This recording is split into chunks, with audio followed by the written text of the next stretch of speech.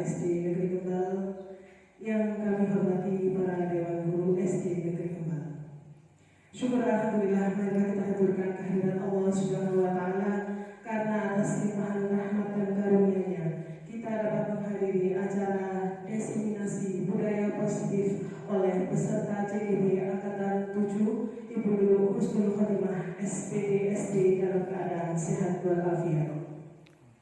Salawat serta salam semoga tetap tercurah kepada beliau Rasulullah Shallallahu Alaihi Wasallam, suri tauladan kita. Hadirin yang berbahagia, di sini kami sebagai moderator akan membacakan susunan acara pada pagi hari ini. Acara pertama pembukaan dilanjutkan dengan menyanyikan lagu Indonesia Raya. Acara yang ketiga sambutan dari Ibu Kepala SD Negeri Kembal. Acara keempat pembacaan doa, dan acara terakhir acara inti penyampaian materi diseminasi budaya positif. Dan marilah acara pada pagi hari ini kita awali dengan bacaan Ummul Quran dengan harapan acara demi acara pada pagi hari ini dapat berjalan dengan lancar. Biridhoillah bisyafaati Rasulillah Shallallahu Alaihi Wasallam. Al-Fatihah.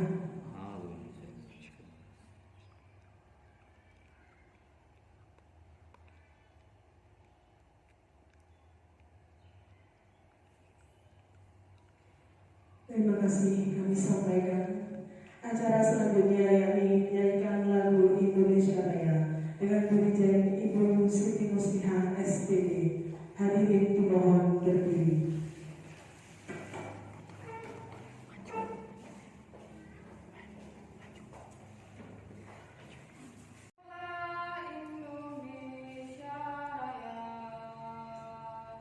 Indonesia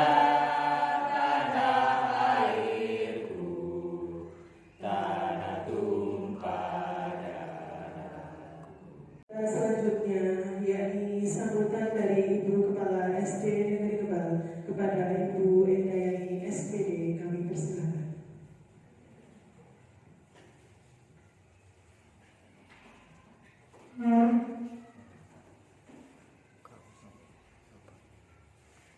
Assalamualaikum warahmatullahi wabarakatuh. Waalaikumsalam warahmatullahi wabarakatuh. Bismillahirrahmanirrahim. Rabbi sholli sadri wa yassir li amri wahlul 'uqdatam min lisani yafqahu qawli. Amma ba'du. Yang terhormat Bapak Ibu guru semuanya, marilah kita puji syukur kepada Allah Subhanahu wa taala yang mana kita telah diberi kenikmatan, kesehatan sehingga kita dapat melaksanakan diseminasi budaya positif dalam keadaan sehat walafiat. Assalamualaikum warahmatullahi wabarakatuh. Waalaikumsalam warahmatullahi wabarakatuh. Mari kita semua berdoa bersama-sama dalam acara diseminasi budaya positif. Assalamualaikum warahmatullahi wabarakatuh. Waalaikumsalam warahmatullahi wabarakatuh. Tetap terlimpah dan tercurahkan kepada junjungan kita Nabi besar Muhammad SAW yang senantiasa kita harapkan syafaatnya kelak di yaumil qiyamah. Bapak Ibu yang kami hormati, yang pertama kami ucapkan terima kasih yang sebesar-besarnya kepada Ibu Kepala Sekolah yang telah memberikan izin dan memberi dukungan sarana dan prasarana kepada kami sehingga kami sebagai peserta CGP Angkatan 7 bisa melaksanakan kewajiban kami yaitu diseminasi budaya positif di sekolah kita ini. Dan kami ucapkan terima kasih yang sebesar-besarnya pula kepada semua Dewan Guru yang telah bersedia menghadiri undangan kami untuk melaksanakan diseminasi budaya positif ini. Bapak Ibu, kami ada di sini bukan sebenarnya bukan sebagai pemateri atau bukan sebagai guru. Kami hanya menyampaikan tugas yang telah diamanahkan kepada kami sebagai CGP Angkatan 4 pada tugas kami 1.4. Di akhir ini kami harus melaksanakan aksi nyata yang berupa diseminasi budaya positif di sekolah ini. Dan insya Allah ya, materi ini karena yang menyusun ini Kemendikbud ya, yang menyusun kementerian, materi ini sangat bermanfaat bagi kita semua. Dan saya ketika ada tugas diseminasi budaya positif ini, awalnya agak merasa gimana, bisa atau tidak seperti itu. Tetapi di sisi lain, saya merasa terlimpah dan tercurahkan kepada junjungan kita Nabi besar Muhammad SAW yang senantiasa kita harapkan syafaatnya kelak di yaumil qiyamah. Bapak Ibu yang kami hormati, yang pertama kami ucapkan terima kasih yang sebesar-besarnya kepada Ibu Kepala Sekolah yang telah memberikan izin dan memberi dukungan sarana dan prasarana kepada kami sehingga kami sebagai peserta CGP Angkatan 7 bisa melaksanakan kewajiban kami, yaitu diseminasi budaya positif di sekolah kita ini. Dan kami ucapkan terima kasih yang sebesar-besarnya pula kepada semua Dewan Guru yang telah bersedia menghadiri undangan kami untuk melaksanakan diseminasi budaya positif ini. Bapak Ibu, kami ada di sini bukan sebenarnya bukan sebagai pemateri atau bukan sebagai guru. Kami hanya menyampaikan tugas yang telah diamanahkan kepada kami sebagai CGP Angkatan 4 pada tugas kami 1.4. Di akhir ini kami harus melaksanakan aksi nyata yang berupa diseminasi budaya positif di sekolah ini. Dan insya Allah ya, materi ini karena yang menyusun ini Kemendikbud ya, yang menyusun kementerian, materi ini sangat bermanfaat bagi kita. Kasih itu dan dia harus paham itu. Tetapi kita itu menuntun kepada para siswa karena para siswa itu mempunyai potensi yang berbeda-beda. Diibaratkan oleh Ki Hajar Dewantara, kita mengajar itu seperti kita menanam berbagai macam tanaman. Jadi murid kita itu diibaratkan berbagai macam tanaman. Ada yang padi, ada yang buah-buahan, ada yang sayuran. Jadi cara memperlakukannya pun berbeda-beda. Kita tidak boleh mendidik itu apa mau guru, tetapi harus berpihak pada murid. Apa yang dibutuhkan oleh murid? Yang dibutuhkan murid itu apa? Maka itu yang harus kita siapkan. Jadi guru mengajar sesuai dengan kebutuhan murid. Kemudian tujuannya berikutnya kita dapat bersikap lebih reflektif dan kritis terhadap budaya di sekolah dan senantiasa mengembangkannya sesuai dengan kebutuhan sosial murid. Sekali lagi tujuannya kembali kepada murid. Jadi semuanya nanti setelah kita diseminasi ini imbasnya kepada murid, semuanya demi kebutuhan murid dan untuk kebaikan murid.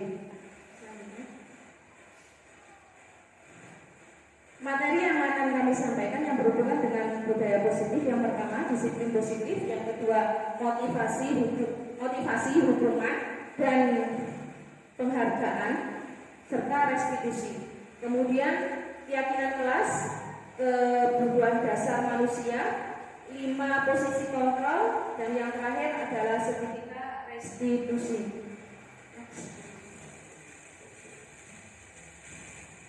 Sebelum ke materi awal, ini kita sampaikan perubahan paradigma stimulus respon dengan teori kontrol.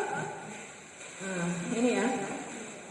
Jadi selama ini mungkin yang kita lakukan itu ini stimulus respon, kita bukan menerapkan teori kontrol. Mungkin juga menerapkan, tetapi hanya sesekali. Padahal yang lebih efektif itu adalah teori kontrol, bukan stimulus respon. Siapa sesungguhnya yang memiliki kontrol? Menurut psikiater dan pendidik Dr. William Geiser, dalam kontrol teori yang kemudian hari ini berkembang dinamakan dengan choice theory, meluruskan beberapa konsepsi tentang makna kontrol. Selama ini ya, selama ini, jadi menurut beliau, ilusi guru mengontrol murid. Selama ini kan kita memang seperti itu. Yang mengontrol murid, menurut kita siapa? Guru. Itu hanya ilusi sebenarnya. Bukan seperti itu. Kemudian ilusi bahwa semua penguatan positif, efektif dan bermanfaat. Yang kita apa ya? Biasanya memang kita itu menguatkan anak-anak nasihat. Ini harus begini, tidak boleh begini, harus begini, tidak boleh begini. Itu menurut kita akan membawa efek kepada anak-anak. Padahal itu memang membawa efek tapi tidak efektif. Nah, itu hanya ilusi. Kemudian ilusi bahwa kritik dan membuat orang merasa bersalah dapat menguatkan karakter. Kadang kita kan kalau menasihatkan anak-anak kan seperti ini. Kosong nggak seakan ambil di guru cah, ya nggak? Kosong sampai nggak seakan ambil yang tuanya sampean cah, gitu. Itu adalah ilusi membuat orang merasa bersalah. Jadi murid kita akan merasa gagal, merasa bersalah. Saya nggak bisa membahagiakan guru saya nggak bisa membahagiakan orang tua saya. Ini ya. Kemudian berikutnya ilusi bahwa orang dewasa memiliki hak untuk memaksa. Sepertinya memang seperti itu selama ini ya. Kita beranggapan orang dewasa itu berhak memaksa anak kecil harus melakukan ini, harus begini. Sebenarnya itu tidak efektif untuk membentuk karakter murid. Baik kita bandingkan sekarang antara stimulus respon dengan teori kontrol. Kita kasih itu dan dia harus paham itu. Tetapi kita itu menuntun kepada para siswa karena para siswa itu mempunyai potensi yang berbeda-beda. Diibaratkan oleh Ki Hajar Dewantara, kita mengajar itu seperti kita menanam berbagai macam tanaman. Jadi murid kita itu diibaratkan berbagai macam tanaman. Ada yang padi, ada yang buah-buahan, ada yang sayuran. Jadi cara memperlakukannya pun berbeda-beda. Kita tidak boleh mendidik itu apa mau guru, tetapi harus berpihak pada murid. Apa yang dibutuhkan oleh murid? Yang dibutuhkan murid itu apa? Maka itu yang harus kita siapkan. Jadi guru mengajar sesuai dengan kebutuhan murid. Kemudian tujuannya berikutnya kita dapat bersikap lebih reflektif dan kritis terhadap budaya di sekolah dan senantiasa mengembangkannya sesuai dengan kebutuhan sosial murid. Sekali lagi tujuannya kembali kepada murid. Jadi semuanya nanti setelah kita diseminasi ini imbasnya kepada murid. Semuanya demi kebutuhan murid dan untuk kebaikan murid. Materi yang akan kami sampaikan yang berhubungan dengan budaya positif. Yang pertama disiplin positif, yang kedua motivasi hukuman dan penghargaan serta restitusi. Kemudian keyakinan kelas, kebutuhan dasar manusia, 5 posisi kontrol, dan yang terakhir adalah sertifikat restitusi. Sebelum ke materi awal, ini kita sampaikan perubahan paradigma stimulus respon dengan teori kontrol. Nah, ini ya. Jadi selama ini mungkin yang kita lakukan itu ini stimulus respon, kita bukan menerapkan teori kontrol. Mungkin juga menerapkan, tetapi hanya sesekali. Padahal yang lebih efektif itu adalah teori kontrol, bukan stimulus respon. Siapa sesungguhnya yang memiliki kontrol? Menurut psikiater dan pendidik Dr. William Glasser, dalam kontrol teori yang kemudian hari ini berkembang dinamakan dengan choice theory, meluruskan beberapa konsepsi tentang makna kontrol. Selama ini, jadi menurut beliau, ilusi guru mengontrol murid. Selama ini kan kita memang seperti itu. Yang mengontrol murid menurut kita siapa? Guru. Itu hanya ilusi sebenarnya. Bukan seperti itu. Kemudian ilusi bahwa semua penguatan positif, efektif dan bermanfaat. Yang kita apa ya? Biasanya memang kita itu menguatkan anak-anak nasihat. Ini harus begini, tidak boleh begini, harus begini, tidak boleh begini. Itu menurut kita akan membawa efek kepada anak-anak. Padahal itu memang membawa efek tapi tidak efektif. Nah, itu hanya ilusi. Kemudian ilusi bahwa kritik dan membuat orang merasa bersalah dapat menguatkan karakter. Kadang kita kan kalau menasihati anak-anak kan seperti ini. Kosok nggak seakan ambil di guru cah, ya nggak? Kosok sampai nggak seakan ambil yang tuanya sampean cah, gitu. Itu adalah ilusi membuat orang merasa bersalah. Jadi murid kita akan merasa gagal, merasa bersalah. Saya nggak bisa membahagiakan guru saya nggak bisa membahagiakan orang tua saya. Ini ya. Kemudian berikutnya ilusi bahwa orang dewasa memiliki hak untuk memaksa. Sepertinya memang seperti itu selama ini ya.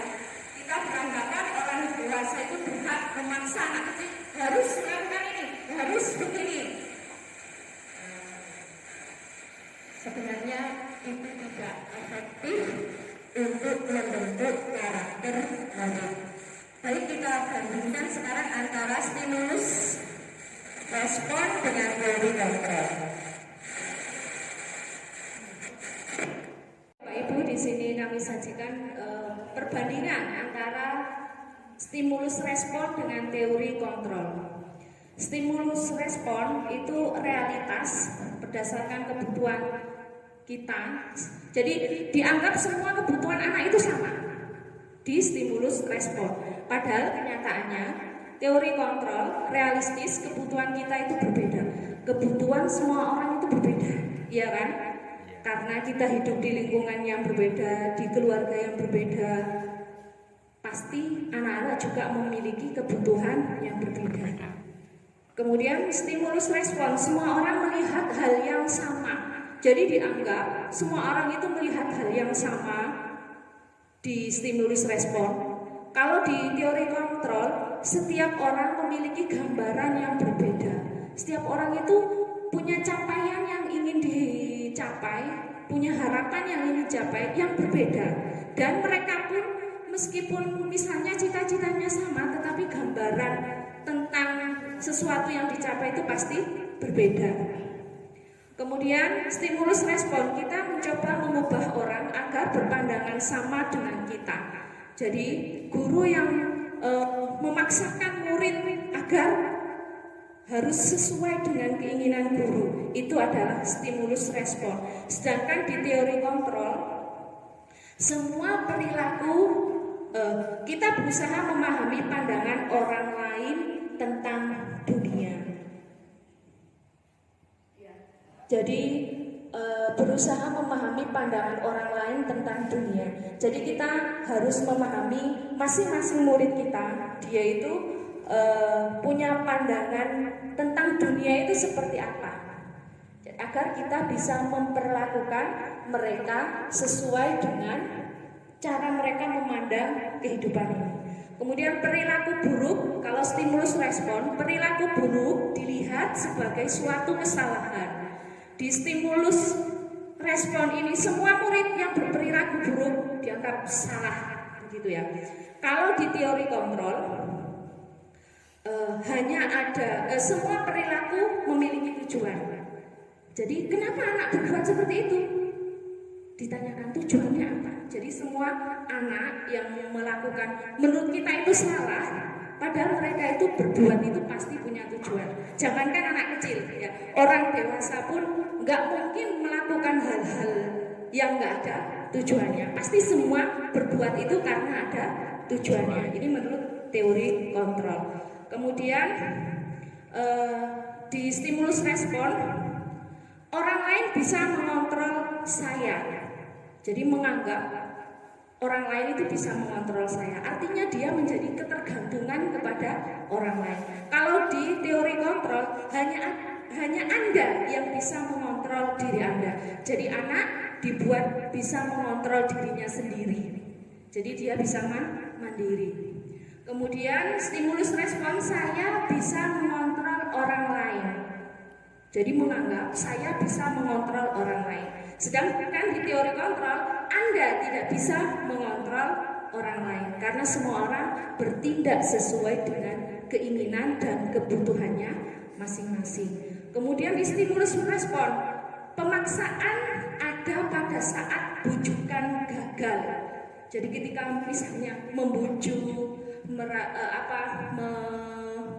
merayu anak ternyata nggak berhasil, akhirnya paksa dengan cara paksa, pokoknya itu berhasil begitu. Ini di stimulus respon. Sedangkan di teori kontrol, kolaborasi dan konsensus menciptakan pilihan-pilihan baru. Jadi anak diberi pilihan-pilihan dan konsekuensinya. Kalau kamu melakukan ini, maka konsekuensinya ini. Kalau kamu melakukan ini, konsekuensinya ini. Sehingga anak bisa melakukan pilihannya sendiri. Kemudian di stimulus respon, model berpikir menang kalah. Kadang-kadang siswa merasa menang, kadang-kadang dia merasa kalah. Kalau di teori kontrol, model berpikir menang-menang. Jadi siswa merasa selalu berhasil. Jadi ini perbandingannya. Menurut Bapak Ibu, apakah penerapan stimulus respon yang baik untuk anak-anak atau teori kontrol? Sepakat ya, teori kontrol. Baik. Alhamdulillah kalau begitu. Sekarang untuk selanjutnya penyampaian tentang makna disiplin. Ada yang bisa menjawab menurut pengalaman jenengan, apa sih disiplin itu, Bu ya? Itu tepat waktu. Oke, tepat waktu boleh. Bu Dewi. Seperti itu, Bu. Seperti itu. Mentaati peraturan.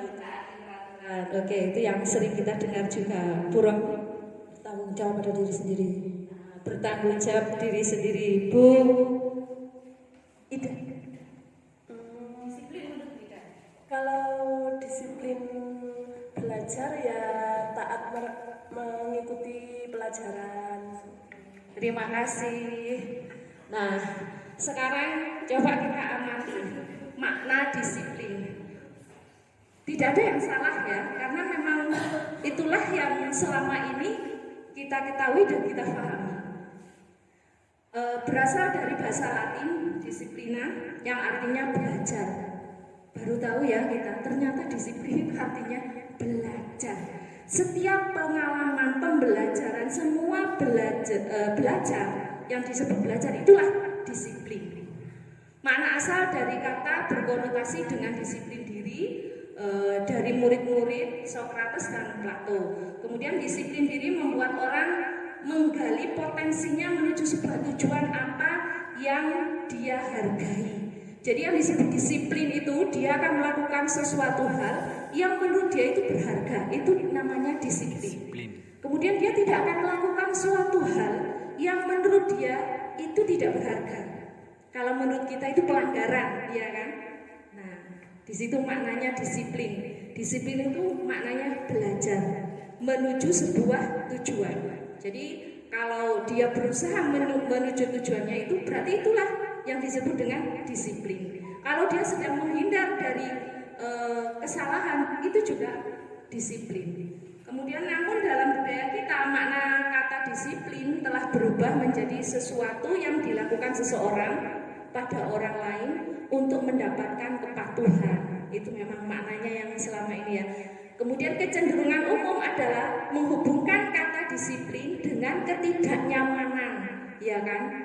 Gak disiplin hari ini, nah, pasti nanti kena hukum, gitu ya. Pengertiannya yang selama ini kita pahami begitu. Bukan dengan apa yang kita hargai atau pencapaian suatu tujuan yang mulia.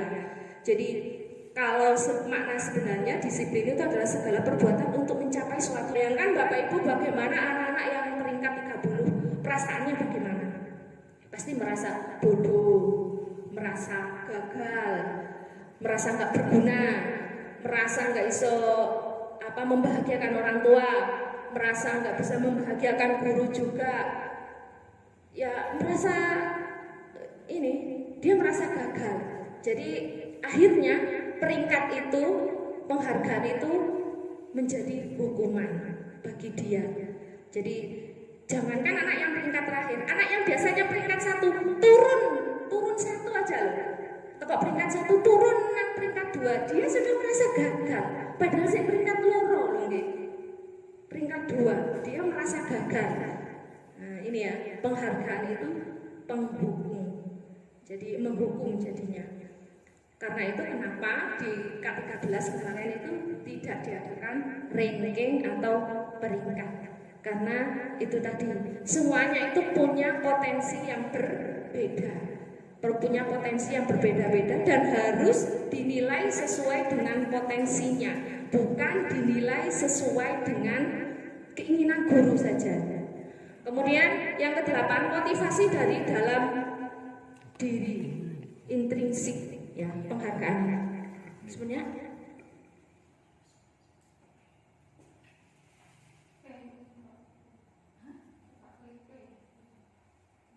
ini sekarang restitusi.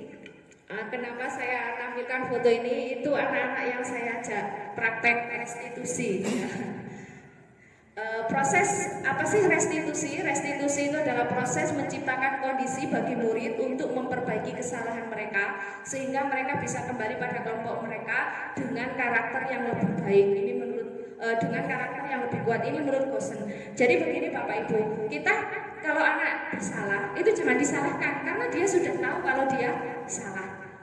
Jadi kita tanya, kalau restitusi, anak itu bisa memperbaiki kesalahannya dengan kesadarannya sendiri. Nah, sehingga mereka bisa kembali kepada kelompok mereka dengan karakter yang lebih kuat. Dia yakin bisa tidak mengulangi hal tersebut. Jadi dengan dari diri mereka, intrinsik dari unsur dari dalam diri mereka. Kemudian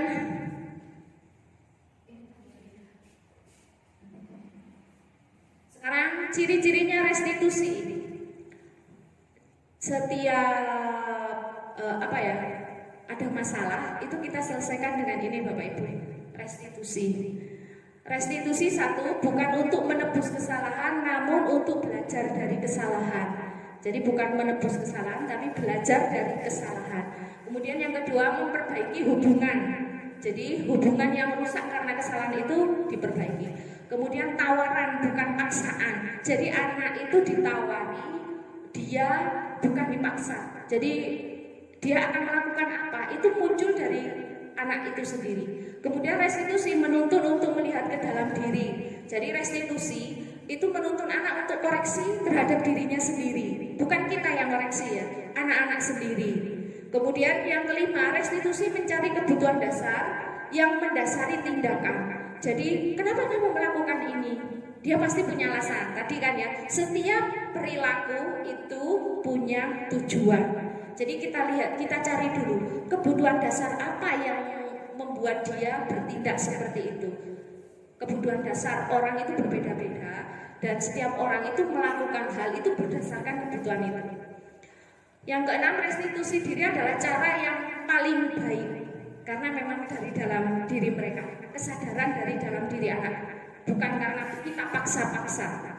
Kemudian yang 7, restitusi fokus pada karakter bukan tindakan. Jadi yang kita tanamkan itu karakternya anak, biar berefek bagaimana karakter terbentuk karakter dalam diri anak, bukan tindakan. Jadi yang paling penting itu karakternya, karena karakter itu yang akan tertanam, yang akan dia bawa sampai selamanya. Kemudian restitusi fokus pada solusi. Jadi restitusi itu yang dicari itu solusi, bukan masalahnya. Apa mungkin ngelakoni ini, bukan begitu. Tapi kamu punya masalah apa? Oke, ibu guru bisa membantu. Solusinya bagaimana?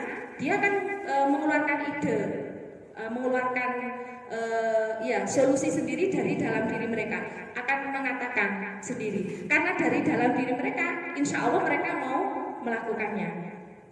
Kemudian restitusi, mengembalikan murid yang berbuat salah pada kelompoknya, sehingga dia misalnya sesudah berbuat salah, dia nggak akan minder kembali kepada kelompoknya, dia tidak akan minder, bahkan merasa pede, merasa percaya diri dengan karakter yang lebih kuat, yang kesalahan yang sudah diperbuat tidak akan diulang lagi dengan restitusi.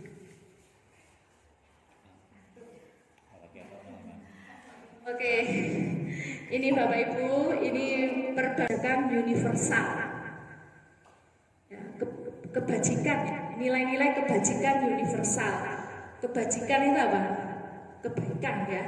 Universal itu diyakini secara universal, bukan berdasarkan ras, kelompok, atau golongan, atau agama. Jadi ini kebajikan, kebaikan yang universal, yang diakui oleh semua kalangan. Nilai-nilai kebajikan adalah sifat-sifat positif manusia yang merupakan tujuan mulia yang ingin dicapai setiap individu. Nilai-nilai tersebut bersifat universal dan lintas bahasa, suku, bangsa, agama maupun latar belakang. Kemudian ini poinnya, setiap perilaku atau perbuatan memiliki suatu tujuan. Jadi pasti orang melakukan apapun itu ada tujuannya. Bahkan anak memukul temannya kadang juga dia punya tujuan. Kemudian ya berikutnya, dengan mengaitkan nilai-nilai kebajikan yang diyakini seseorang, maka motivasi intrinsiknya akan terbangun sehingga menggerakkan motivasi diri dari dalam untuk dapat mencapai tujuan mulia yang diinginkan. Ini menurut Dian Gosen 1998. Begini ya Bapak Ibu, kalau anak motivasinya terbangun dari dalam dirinya, intrinsik, seperti tadi, tanpa disuruh, dia karena berdasarkan keyakinannya, maka dia akan berbuat itu hal tersebut. Ini unsur intrinsik. Jadi tanpa disuruh orang, tanpa dikasih peraturan, dia akan melakukan itu karena dia merasa itu adalah tujuan yang mulia. Ini yang kita harapkan, setiap murid mempunyai motivasi dari dalam dirinya, sehingga tidak semua hal itu harus gurunya yang memberi motivasi. Mereka harus punya motivasi intrinsik dari dalam dirinya. Kemudian nilai-nilai kebajikan yang ingin dicapai oleh setiap anak Indonesia kita kenal dengan profil pelajar Pancasila. Nah, ini yang digalakkan oleh pemerintah. Kita sebagai guru harus menerapkan profil pelajar Pancasila. Yang pertama, beriman dan bertakwa kepada Tuhan Yang Maha Esa dan berakhlak mulia. Ini yang harus kita tanamkan pada anak-anak. Kemudian mandiri, bernalar kritis, berkebinekaan global, bergotong royong, kreatif. Yang kemarin kita ikut di Korwil itu ya, P5. Jadi ini yang akan harus dicapai dalam pendidikan kita. Selanjutnya, makna merdeka menurut Ki Hajar Dewantara. Merdeka itu artinya tidak hanya terlepas dari perintah, akan tetapi juga cakap memerintah diri sendiri. Jadi yang disebut merdeka itu bukan hanya bebas dari perintah orang lain, tapi harus bisa memerintah diri sendiri. Itu menurut Ki Hajar Dewantara. Ya, satu, untuk menghindari ketidaknyamanan atau hukuman. Ini eksternal ya. Jadi anak misalnya, kenapa nggak berangkat pagi? Waduh, boleh berangkat isu, berangkat pagi, nggak berangkat pagi terlambat, sama guruku dihukum. Jadi anak akan berangkat pagi karena alasan eksternal, karena ada peraturan. Kemudian yang kedua, untuk mendapatkan imbalan atau penghargaan dari orang lain, itu juga eksternal. Jadi kalau saya harus rajin belajar, saya harus dapat nilai bagus, karena kalau saya dapat nilai bagus, saya akan dihargai oleh guru saya, atau saya nanti oleh orang tua akan dikasih hadiah. Itu unsur eksternal. Hal yang eksternal ini harus kita hindari. agar anak terbangun dari dirinya sendiri, bukan karena mengharapkan sesuatu dari orang lain, tapi karena dia merasa itu hal yang harus dia lakukan karena kebutuhannya. Kemudian yang ketiga, untuk menjadi orang yang mereka inginkan dan menghargai diri sendiri dengan nilai-nilai yang mereka percaya. Ini yang internal dan ini yang insya Allah akan kita terapkan bersama-sama secara perlahan-lahan. Semuanya akan belajar. Jadi bagaimana kita menanamkan motivasi di dalam diri siswa agar apapun yang mereka lakukan itu karena memang mereka menginginkan, karena mereka menghargai diri mereka sendiri, dan karena memang mereka mempercayai nilai-nilai itu sebagai nilai-nilai kebajikan yang harus diterapkan.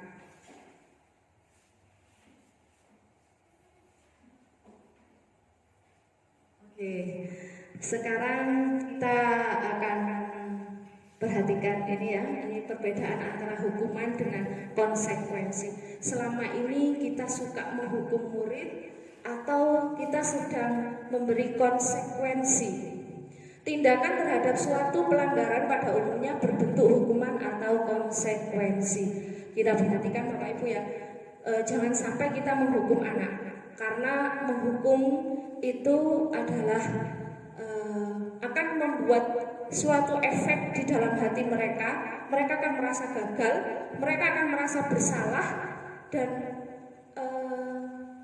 mereka akan merasa tersakiti, baik secara fisik maupun secara psikis. Dan sakit secara psikis itu yang lama sembuhnya. Jenengan masih ingat mungkin dulu waktu sekolah, sampai ingat guruku yang paling kerem iki, guruku yang pernah menyakiti aku, pernah memberi kata-kata yang menghina. Dia akan ingat sampai berpuluh-puluh tahun. Ya, itu hukuman. Kalau konsekuensi tidak, karena mereka merasa memang itu harus mereka lakukan. Coba kita perhatikan, hukuman suatu yang menyakitkan harus terjadi. Ya, sesuatu yang menyakitkan harus terjadi. Gelem enggak gelem kudu kok lakoni. Ini hukuman. Kalau konsekuensi, sesuatu harus terjadi tapi tidak menyakitkan. Itu bedanya hukuman dengan konsekuensi. Jadi kalau hukuman itu pasti menyakitkan fisik atau psikis, ini harus kita hindari. Kalau konsekuensi, sesuatu yang harus terjadi tapi itu tidak menyakiti, mereka tidak merasa tersakiti, mereka merasa itu memang harus saya lakukan karena saya memang melakukan ini. Jadi konsekuensinya ini. Kemudian yang kedua, membuat anak sakit fisik maupun hati dalam jangka waktu yang lama. Ini ya Bapak Ibu, jangan sampai kita menyakiti fisik atau hati para murid kita. Itu akan membekas sampai lama, dan jangan sampai kita ini jadi malpraktek gitu ya. Karena kalau kita perlakukan itu seperti itu kepada anak-anak, mungkin nanti anak-anak akan memperlakukan itu pun kepada orang lain, sehingga kita menanamkan keburukan yang ditiru untuk selamanya. Kemudian membuat anak merasa tidak nyaman dalam jangka waktu pendek. Konsekuensi itu mereka tidak nyaman, tapi dalam jangka waktu pendek mereka seperti ini misalnya, kamu terlambat datang, terlambat berapa? 5 menit. Oke, konsekuensinya apa? Saya harus nanti nggak istirahat selama 5 menit dan menambah ketinggalan saya tadi Bu. Oke, dia nggak akan merasa tersakiti kan? Itu memang seharusnya dia lakukan untuk kebutuhannya dia sendiri. Tetapi kalau hukuman itu berbeda, itu menyakitkan. Kemudian kalau hukuman, anak membenci kedisiplinan. Jadi anak benci disiplin itu. Kemudian kalau konsekuensi, anak menghargai disiplin. Mereka menghargai. Jadi mereka melakukannya karena menghargai, bukan karena dipaksa. Karena mereka menghargai. Jadi lahir dari hati mereka. Kemudian kalau hukuman, paksaan. Kalau konsekuensi, di situ ada stimulus, di situ ada tanggapan. Jadi lebih bermanfaat. Kemudian hukuman mendorong anak menyakiti diri sendiri, ya, menyakiti diri sendiri. Misalnya bukan waktunya olahraga ini, misalnya bukan waktunya olahraga, dia terlambat. Kamu harus push up 10 kali. Loh Bu, kenapa saya harus push up 10 kali? Nah kalau terlambat, tidak boleh. Karena hubungan antara terlambat, kalau dia terlambat, berarti kan pelajarannya tertinggal nih. Kalau pelajarannya tertinggal harusnya dia bisa hukumannya agar dia mendapatkan ketertinggalan itu. Enggak, gantinya. Yuk kok caranya cek iso menggantikan yang tadi ketertinggalannya. Bukan dengan cara push up, karena push up tidak akan menambah pelajaran yang tertinggal tadi. Beda dengan waktunya olahraga misalnya, Pak Wawan, anak-anak terlambat, semuanya sudah ada di lapangan, dia baru datang, terlambat, keliling lapangan, tidak apa-apa, karena itu waktu olahraga. Tapi kalau bukan waktunya olahraga, kamu terlambat, iya Bu, terlambat, keliling lapangan 5 kali, atau hormat di atas bendera, sama bendera, menghadap bendera, 10 menit, 20 menit, nggak ngaruh pada jiwanya karena nggak sesuai dengan yang dia langgar itu. Kemudian ini ya, kalau hukuman menyakiti diri sendiri, kemudian konsekuensi mendorong anak akan mudah menyesuaikan diri. Dia akan menyesuaikan diri bagaimana tidak melakukan hal yang tidak berharga, sehingga dia harus melakukan hal yang dia hargai. Kemudian hukuman konsep diri yang buruk. Jadi itu merupakan konsep diri yang buruk. Jadi kita hindari, jangan sampai menghukum anak. Konsekuensi konsep diri yang baik, karena disepakati bersama dan sesuai dengan apa yang dia lakukan. Kemudian hukuman, anak belajar untuk menyembunyikan kesalahan. Lama-lama dia akan merasa takut. Yuk carane Bapak Ibu guru cek gak pirsa kalau dia sedang berbuat kesalahan karena takut dihukum. Itu kalau hukuman. Jadi menyembunyikan kesalahan, menjadi anak tidak jujur. Kalau konsekuensi, anak akan belajar mematuhi peraturan. Ini peraturan, kalau saya melakukan ini maka konsekuensinya ini. Agar saya tidak terkena konsekuensi, maka saya harus mematuhi peraturan. Itu dari dalam diri anak. Kemudian hukuman, marah akan menimbulkan marah, rasa bersalah, dipermalukan, merasa tidak dihargai. Itu biasanya anak yang dihukum, sehingga dia akan itu tadilah gagal, merasa gagal. Kemudian kalau konsekuensi, kehilangan hak, dibuat tidak nyaman, diasingkan untuk sementara. Ya, jadi ada time out-nya sesuai dengan apa yang dia lakukan.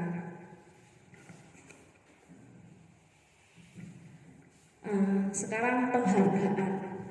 Kita sering memberi penghargaan kepada murid, Bapak Ibu ya. Nah, ternyata apakah penghargaan itu efektif untuk membangun motivasi anak-anak? Kita lihat penghargaan satu, pengaruh jangka pendek dan jangka panjang. Kemudian penghargaan tidak efektif. Kemudian penghargaan merusak hubungan, ya kan? Biasanya anak-anak bersaing prestasi gitu, bersaing apa? Ranking kelas. Nah, itu kan akan ada merusak hubungan. Kalau biasanya saya ranking 1, sekarang dia ranking 1. Nah, itu membuat merusak hubungan. Kemudian penghargaan mengurangi ketepatan, karena kalau nggak dihargai dia jadi nggak akan melakukan hal yang sesuai. Kemudian penghargaan menurunkan kualitas, kalau nggak dihargai maka kualitasnya menurun. Gitu. Kemudian penghargaan mematikan kreativitas. Ya, jadi penghargaan itu mematikan kreativitas. Itu tadi loh, lek nggak dihargai, aku nggak mau melakukan, kreativitasnya nggak dikembangkan. Kemudian penghargaan menghukum. Penghargaan itu menghukum. Seperti ini, kenapa penghargaan itu menghukum? Peringkat 1, peringkat 2, peringkat 3, sampai peringkat terakhir. Bayangkan Bapak Ibu bagaimana anak-anak yang peringkat 30, perasaannya bagaimana? Pasti merasa bodoh, merasa gagal, merasa nggak berguna, merasa nggak bisa membahagiakan orang tua, merasa nggak bisa membahagiakan guru juga. Ya merasa dia merasa gagal. Jadi akhirnya peringkat itu, penghargaan itu menjadi hukuman bagi dia. Jadi jangankan anak yang peringkat terakhir, anak yang biasanya peringkat 1 turun 1 aja loh. Tepok peringkat 1 turun nang peringkat 2, dia sudah merasa gagal. Padahal saya peringkat loro loh nggih. Peringkat 2, dia merasa gagal. Nah, ini ya, penghargaan itu penghukum. Jadi menghukum jadinya. Karena itu kenapa di K13 kemarin itu tidak diadakan ranking atau peringkat. Karena itu tadi, semuanya itu punya potensi yang berbeda.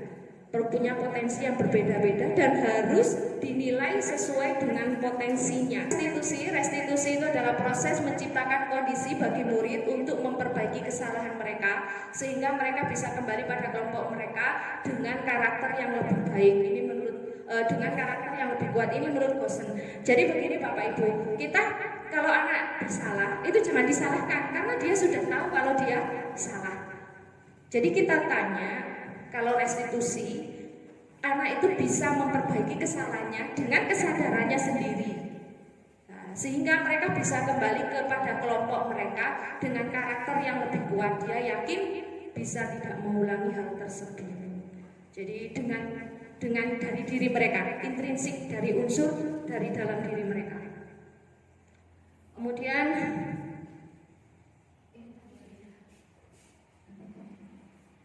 sekarang ciri-cirinya restitusi. Setiap ada masalah itu kita selesaikan dengan ini Bapak Ibu. Restitusi. Restitusi satu, bukan untuk menebus kesalahan, namun untuk belajar dari kesalahan. Jadi bukan menebus kesalahan, tapi belajar dari kesalahan. Kemudian yang kedua, memperbaiki hubungan. Jadi hubungan yang rusak karena kesalahan itu diperbaiki. Kemudian tawaran bukan paksaan. Jadi anak itu ditawari, dia bukan dipaksa. Jadi dia akan melakukan apa? Itu muncul dari anak itu sendiri.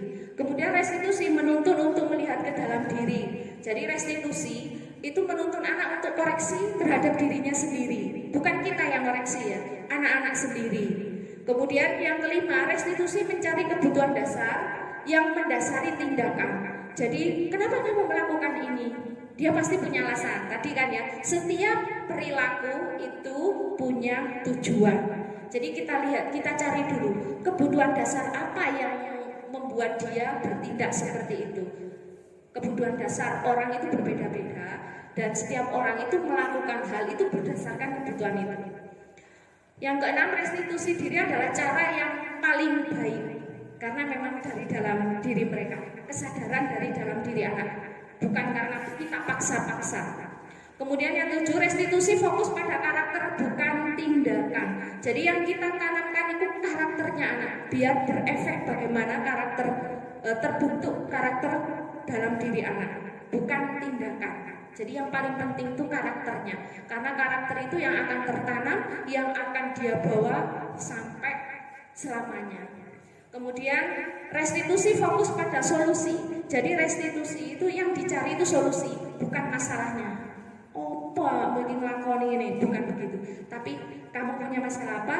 Oke, ibu guru bisa membantu. Solusinya bagaimana? Dia akan mengeluarkan ide, mengeluarkan solusi sendiri dari dalam diri mereka. Akan mengatakan sendiri. Karena dari dalam diri mereka, insya Allah mereka mau melakukannya. Kemudian restitusi mengembalikan murid yang berbuat salah pada kelompoknya, sehingga dia misalnya sesudah berbuat salah, dia nggak akan minder kembali kepada kelompoknya, dia tidak akan minder, bahkan merasa pede, merasa percaya diri dengan karakter yang lebih kuat, yang kesalahan yang sudah diperbuat tidak akan diulang lagi dengan restitusi.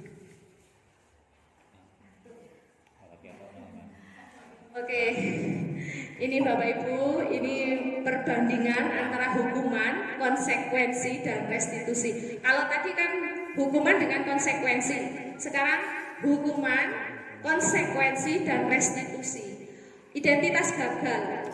Jadi kalau kita menghukum anak, berarti kita sudah gagal ya Bapak Ibu. Kalau kita tidak ingin gagal, maka kita lakukan ini, identitas sukses. Melakukan konsekuensi atau restitusi. Hukuman, sesuatu yang menyakitkan harus terjadi, konsekuensi, sesuatu harus terjadi, restitusi merupakan pilihan, jadi anak sendiri yang memilih. Kemudian hukuman tidak nyaman untuk murid atau anak dalam jangka waktu panjang, konsekuensi tidak nyaman dalam waktu pendek, restitusi menguatkan untuk murid anak dalam jangka waktu yang panjang. Jadi penguatan keyakinannya yang tertanam di dalam dirinya itu akan dalam jangka panjang. Kemudian kalau hukuman, korban mendapatkan keadilan, ya misalnya dipukul, dibalas pukul, ini hukuman. Jadi mungkin korban bisa merasa mendapatkan keadilan. Kemudian kalau konsekuensi, korban bisa diabaikan. Kemudian kalau restitusi, korban mendapatkan ganti. Ya, nanti ada contohnya. Kemudian kalau hukuman, murid atau anak tersakiti, konsekuensi murid dibuat tidak nyaman. Kalau restitusi, murid atau anak mendapatkan penguatan. Ini penting, penguatan. Kemudian kalau hukuman, perilaku pasif agresif meningkat. Jadi anak itu biasanya kalau berbuat dihukum ini pancet lagi, ada melanggar lagi, hukumannya ditingkatkan lagi. Kemarin sudah dihukum, kamu masih seperti ini. Nah, ini semakin agresif. Jadi mereka bukannya makin insaf, ya. Jadi hukuman itu seperti itu. Kemudian kalau konsekuensi, penguatan hanya bertahan dalam jangka waktu pendek. Kalau restitusi, masalah terpecahkan. Jadi anak merasa bisa memecahkan masalahnya sendiri. Jadi mereka merasa lega, mereka merasa sukses, gitu ya. Kemudian kalau hukuman, sistem tidak akan berjalan bila murid tidak takut. Ya kan, kalau anak-anak sudah nggak takut hukuman, ya wes sistemnya nggak fungsi. Ora wedi Bu. Iya wes, push up. Iya, suruh hormat kepada bendera. Iya, tiap hari dia lakukan dengan seperti itu, tidak takut. Ya hukuman lama-kelamaan kalau anak-anak sudah nggak takut, sudah nggak fungsi. Tapi kalau konsekuensi memerlukan monitoring dan supervisi terus-menerus dari guru. Jadi guru harus mencatat pelanggaran hari ini, kamu nggak mencatat hari ini. Jadi harus mencatat waktunya tepat, gitu ya. Ini konsekuensi harus sesuai. Jadi guru itu harus mencatat dengan tepat kalau konsekuensi. Karena kalau enggak, murid akan saya enggak terlambat 15 menit Bu, hanya 10 menit. Kadang enggak, kalau kita enggak punya yang bukti yang nyata, dia akan memberikan bantahan. Jadi kalau konsekuensi kita harus punya catatan yang tepat. Kalau restitusi, murid belajar bertanggung jawab terhadap perilakunya. Setiap perilaku yang dia lakukan, murid itu akan belajar untuk bertanggung jawab. Kemudian hukuman berlaku hanya pada sebuah institusi, tidak berlanjut pada kehidupan nyata. Hanya berlaku di sekolah itu aja. Di kehidupan nyata di rumah nggak ada hukuman, mereka akan santai dan mereka merasa nggak bersalah. Ya, beda kalau dengan restitusi. Nah, kalau konsekuensi membantu menerapkan mengikuti peraturan dalam masyarakat. Konsekuensi itu mereka tahu nanti mempelajari, oh peraturan di masyarakat seperti apa, oh konsekuensinya seperti ini. Jadi mereka akan berhati-hatilah ya kalau di konsekuensi. Kemudian kalau di restitusi, fokus pada pemecahan masalah dalam jangka waktu panjang. Ini yang diharapkan. Jadi dalam jangka waktu panjang. Kemudian hukuman, peraturannya adalah kamu harus seperti itu. Kalau konsekuensi, apa peraturannya? Mampukah kamu melakukannya? Nah, kalau sudah mampu, terima kasih. Gurunya biasanya seperti itu. Ini konsekuensi. Kemudian kalau restitusi, apa yang kamu yakini? Apa yang bisa kamu lakukan untuk memperbaiki masalah ini? Jadi anak ditanya itu dan dia akan menjawab. Tiga restitusi, ini Bapak Ibu ya, gambaran segitiga restitusi, cara kita mengatasi masalah anak-anak seperti ini. Jadi selalu seperti ini. Jadi yang pertama kali, yang paling bawah itu kita lakukan menstabilkan identitas. Setiap orang pasti pernah melakukan kesalahan. Setuju tidak? Nomor ada di sini yang nggak pernah berbuat salah. Setuju ya? Setiap orang pasti pernah melakukan kesalahan. Kemudian kamu bukan satu-satunya yang pernah melakukan hal ini. Jadi anak kalau dikatakan seperti itu dia akan merasa adem, ya adem nggak? Ya, setiap orang pasti punya, pasti melakukan kesalahan, Lendo. Kamu bukan satu-satunya orang yang pernah melakukan kesalahan ini. Ibu juga pernah. Nah, dia akan merasa dingin, gitu ya. Nah, ini menstabilkan identitas, sehingga dia merasa ada di tengah-tengah, nggak merasa disalahkan. Ini, jadi yang pertama kali harus menstabilkan identitas. Yang kedua, validasi tindakan yang salah. Kita cari kesalahannya. Kamu tentu punya alasan mengapa melakukan itu. Nah, kita kembali ke 5 kebutuhan dasar manusia. Kenapa dia melakukan itu? Tanya dulu alasannya kenapa. Kemudian, adakah cara yang lebih efektif untuk mendapatkan apa yang kamu butuhkan? Gitu ya. Kalau dia ingin, karena senang Bu, misalnya cari cara lain kalau kamu ingin senang yang enggak menyakiti orang lain, ada enggak? Nah, itu ditanyakan padanya. Ini validitas tindakan yang salah. Divalidkan, iya Pora, kamu melakukan ini enggak?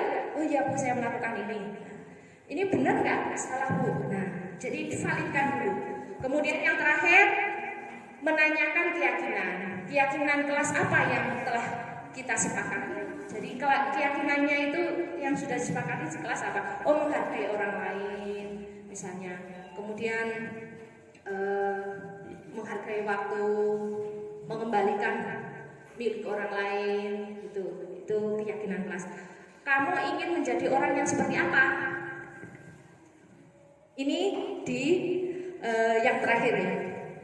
Jadi sesudah distabilkan, divalidkan identitasnya, tindakannya, kemudian menanyakan keyakinan. Kita tonton sebentar.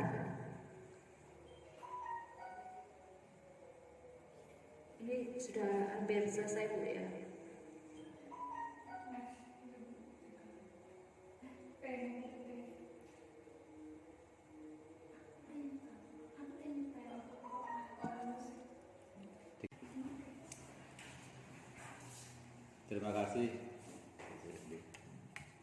Terima kasih kepada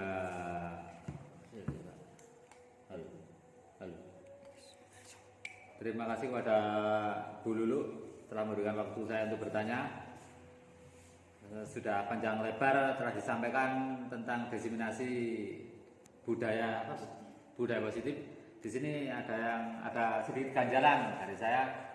Apa perbedaan tentang hukuman dan konsekuensi? Itu sedikit yang kurang saya paham. Terima kasih atas penjelasannya.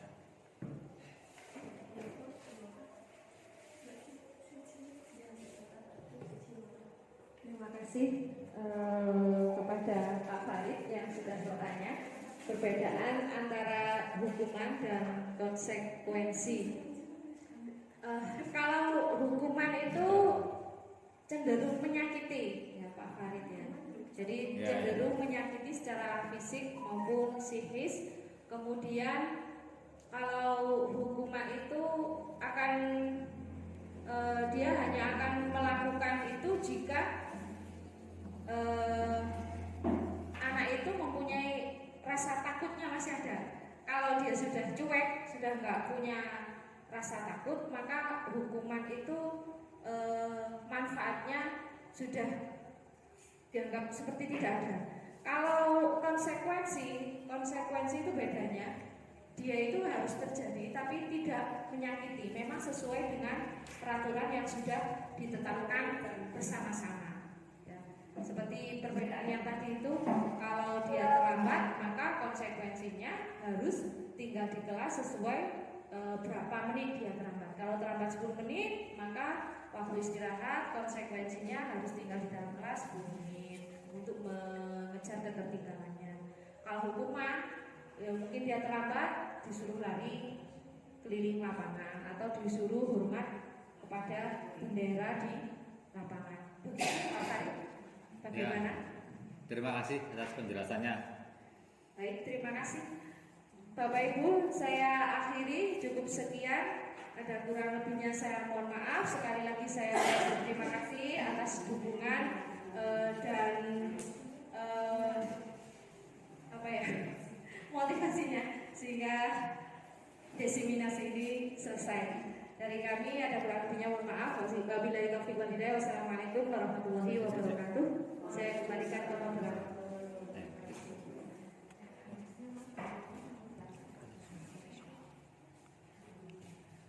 Alhamdulillahirrahmanirrahim. Terima kasih, alhamdulillahirrahmanirrahim. Acara diseminasi budaya positif CGP Angkatan 7 oleh Ibu Lulu Husnul Khotimah SPDSD telah selesai. Mudah-mudahan bisa mendapat tambahan ilmu, kita bisa mendapatkan tambahan ilmu yang nantinya akan kita praktekkan kepada anak-anak didik kita. Di sini kami sebagai penata acara dari awal sampai akhir, apabila ada kesalahan kami mohon maaf yang sebesar-besarnya. Kami akhiri. Wassalamualaikum warahmatullahi wabarakatuh. Waalaikumsalam warahmatullahi wabarakatuh. Pagi dan akan diingatkan oleh kakak dan ibunda Naren ya. Ada lagi yang mungkin perlu dilakukan Naren agar tidak terlambat bangun lagi? Tidak ada, Bu. Baik Naren, terima kasih untuk kerjasama kamu. Sekarang kamu perlu kembali ke kelas untuk belajar. Baik, Bu. Terima kasih. Posisi manajer adalah posisi kontrol yang disarankan untuk membimbing murid memiliki sikap disiplin yang positif, yaitu murid yang mandiri, bertanggung jawab, dan dapat memecahkan masalah. Tujuan dari posisi ini adalah agar murid dapat berefleksi atas tindakannya. Guru akan dengan tulus memberikan pertanyaan-pertanyaan bermakna, sehingga membuat murid dapat belajar dari kesalahannya dan mencari sebuah solusi untuk menyelesaikannya. Ibu dan Bapak guru hebat, setelah mengamati adegan kelima posisi kontrol tadi, kira-kira posisi mana yang paling ideal? Posisi mana yang dapat menunjang motivasi intrinsik murid? Ya, tentu posisi manajer. Posisi ini memang posisi ideal yang ingin dituju setiap pendidik. Pada posisi inilah, guru dapat menerapkan disiplin positif yang berpihak pada murid, yang memerdekakan murid. Perjalanan seorang pendidik tentunya tidak mudah untuk sampai pada posisi seorang manajer. Namun, tujuan kita pasti, yaitu menciptakan murid-murid yang mandiri, merdeka, dan bertanggung jawab. Semoga penggambaran 5 posisi kontrol yang telah diperlihatkan ini dapat menjadi ajang refleksi bagi kita. Assalamualaikum warahmatullahi wabarakatuh. Saya Ibu Siti Musliha, guru dari SD Negeri Ngembal, rekan dari Ibu Lulu Husnul Khotimah. Saya sangat senang dan bangga kepada Ibu Lulu yang telah masuk menjadi guru penggerak. Setelah saya mengikuti diseminasi budaya positif, pengetahuan saya bertambah tentang budaya positif. Dan saya bisa mengaplikasikan budaya positif tersebut kepada siswa-siswi saya di sekolah. Terima kasih. Wassalamualaikum warahmatullahi wabarakatuh. Assalamualaikum warahmatullahi wabarakatuh. Nama saya Mirna Zulfa, saya guru kelas 1 di SD Negeri Ngembal. Saya adalah teman sejawat dari Ibu Lulu Husnul Khotimah yang sedang mengikuti pendidikan guru penggerak.